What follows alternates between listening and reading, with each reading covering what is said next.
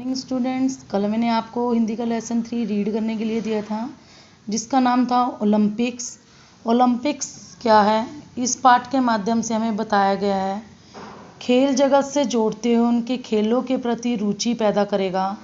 अंतर्राष्ट्रीय खेल प्रतियोगिता के विषय में जानकार विद्यार्थी भी खेलों में भाग लेने के लिए उत्साहित होंगे। ये बताया गया है कि यह पाठ विद्यार्थियों को खेल जगत से जोड़ता है। इनको देखकर विद्यार्थियों के मन में भी खेलने की भावना पैदा होगी, इसलिए उसके बारे में उनको बताया गया है।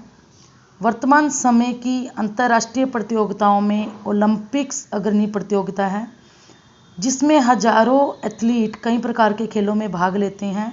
इसमें 200 से ज़्यादा देश प्रतिभागी के रूप में शामिल होते हैं।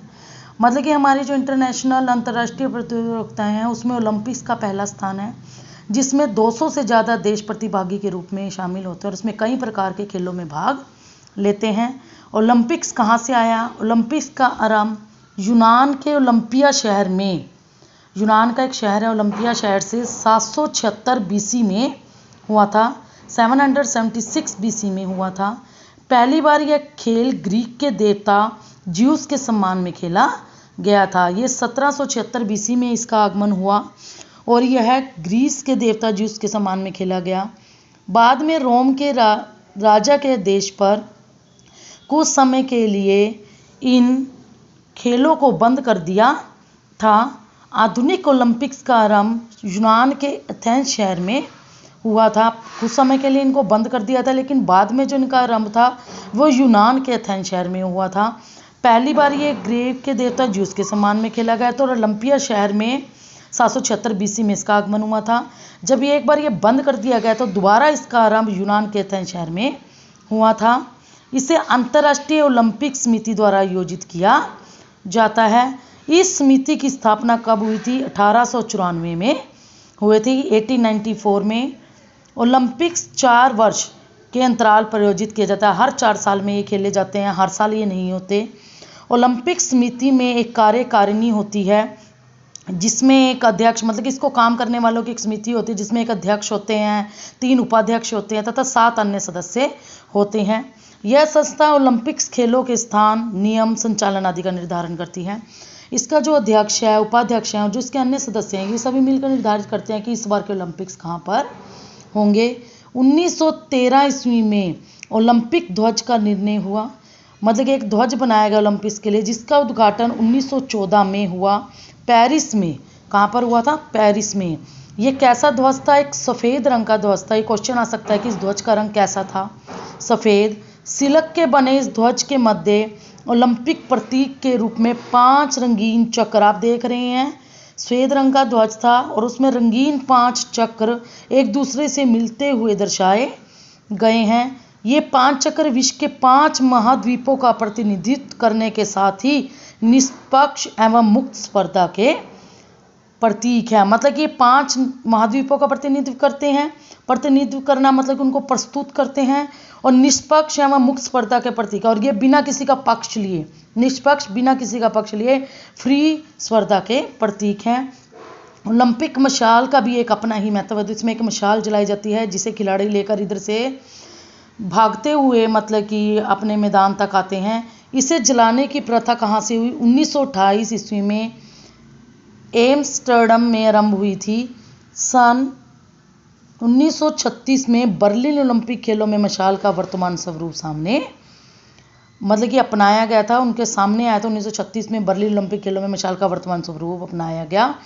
इस मशाल को खेल शुरू होने से कुछ दिन पहले यूनान के हेरा मंदिर के सामने सूर्य की किरणों से प्रज्वलित किया जाता है। मतलब कि इसको खेल शुरू होने से कुछ दिन पहले ही प्रज्वलित किया जाता है और फिर वहाँ से पूरे सम्मान के साथ आयोजन स्थल जहाँ पर ये खेल होने हैं वहाँ तक विभिन्न खिलाड़ियों के द्वारा लाया जाता है। इस मशाल से खेल समारोह की विशेष मशाल प्रज्वलित की जाती है और इस मशाल से जो हमारे वहाँ खेल हो रहे हैं वहाँ की विशेष मशाल को प्रज्वलित जलाया जाता है। कोई भी खेल हो या अन्य कोई भी प्रतियोगिता, खिलाड़ियों के उत्साहवर्धन के लिए उन्हें पुरस्कार, इनाम, प्रमाण पत्र तथा पदक दिए जाते हैं। मतलब कि कोई भी खेल हो, खिलाड़ियों के उत्साह को बढ़ाने के लिए उनके उत्साह को बढ़ाने के लिए उनको इनाम के रूप में उनकी प्रतिभा को देखते हुए उन्हें पुरस्कार, इनाम, प्रमाण पत्र आदि दिए जाते हैं। ओलंपिक खेलों में खिलाड़ियों को 3 प्रकार के पदक दिए जाते हैं: स्वर्ण, रजत एवं कांस्य पदक। स्वर्ण पदक 60 मिलीमीटर वृत्त में तथा 3 मिलीमीटर, मतलब कि 60, ये जो स्वर्ण है वो इसकी मोटाई के बारे में बताया गया है। भी गोले में तो होता है 60 मिलीमीटर और तथा 3 मिलीमीटर, मिनिमम इसकी 3 मिलीमीटर इसका मोटा होता है। ये 92.25 92.25 रजत परत युक्त 6 ग्राम सोने का होता है। रजत पदक 60 मिलीमीटर वृत्त में सेम होता है एवं 3 मिलीमीटर मोटा होता है और इसमें 92.25 रजत का बना होता है। कांस्य पदक पूरी तरह कांस्य का बना होता है, ये भी एक धातु होती है। प्रथम, द्वितीय तथा तृतीय स्थान पर आने वाले विद्यार्थियों को क्रमशः स्वर्ण, रजत तथा कांस्य पदक प्रदान किए जाते हैं। मतलब प्रथम वाले को स्वर्ण, सेकंड वाले को रजत और थर्ड स्थान पर आने वाले को कांस्य पदक प्रदान किए जाते हैं। ओलंपिक्स के उद्घाटन समारोह में मार्च पास्ट में यूनान की टीम सबसे आगे एवं मेजबान की टीम सबसे पीछे रहती है। मतलब कि इसमें जो यूनान की टीम है वो सबसे आगे रहती है, जो मेहमान टीमें होती हैं वो पीछे रहती हैं। बाकी देशों की टीमों का स्थान अंग्रेजी वर्णमाला के अक्षरों के अनुसार होता है। जैसे हम अल्फ़ाबेटिकली ऑर्डर में जो सबसे आगे तो यूनान रहेगा, उसके बाद जो टीमें होती हैं वो अल्फ़ाबेटिकली ऑर्डर के अकॉर्डिंग ही होती हैं। ओलंपिक खेलों का टीवी पर सीधा प्रसारण हमने ओलंपिक खेलों को टीवी पर कब देखने लगे? 1960 के रोम ओलंपिक से आरंभ हुआ था। जब 1960 में रोम में ओलंपिक्स हुए थे तब से हम टीवी पर लगातार इनको देख रहे हैं। एक ही ओलंपिक में सर्वाधिक स्वर्ण पदक जीतने वाले पुरुष खिलाड़ी यूएसए के तैराक माइकल फेल्प्स हैं, जिन्होंने एक से ज़्यादा पदक ओलंपिक्स में जीते हैं। ओलंपिक्स में महिलाओं की भागीदारी 1900 ईस्वी से हुई। इससे पहले महिलाएं इसमें भाग नहीं लेती थी। इसमें भारत की ओर से भाग लेने वाली पहली महिला मैरी लीला राव है जी। और पहली महिला वो थी जिसने इसमें सबसे पहले भाग लिया ओलंपिक्स में, मैरी लीला राव। ये क्वेश्चन भी बन के आ सकता है आपको, इसलिए लेसन को अच्छे से रीड करें। पिछले ओलंपिक्स 2016 में, जो अभी पीछे ही हमारे ओलंपिक्स हुए हैं, अभी हमारे 2020 में होने थे जो अब कैंसिल हो गए हैं, अभी आगे उसको पोस्टपोन कर दिया गया है। पिछले ओलंपिक्स 2016 में ब्राज़ील के रियो डी जनेरिया में आयोजित किए गए थे। इसमें 306 इवेंट्स के 28 खेल शामिल थे। मतलब कि इसमें 28 तरह के खेल शामिल थे। इसमें अमेरिका प्रथम स्थान पर रहा। ये खेल 5 अगस्त से 21 अगस्त तक, ये आ सकता है कि 2016 में खेल कहाँ से कहाँ तक चले, 5 अगस्त से 21 अगस्त तक चले थे। इसमें 11,237 खिलाड़ियों ने भाग लिया था। अगले ग्रीष्मकालीन ओलंपिक्स जापान के टोक्यो शहर में आयोजित किए जाएंगे। अगली बार के जो ओलंपिक्स है वो कहाँ पे होंगे? जापान के टोक्यो शहर में आयोजित किए जाएंगे।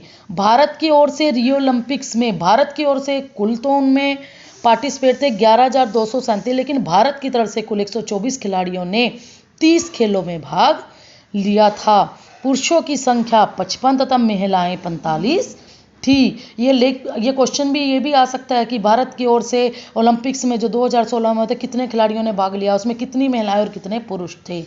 भारत को कुल 2 पदक मिले थे।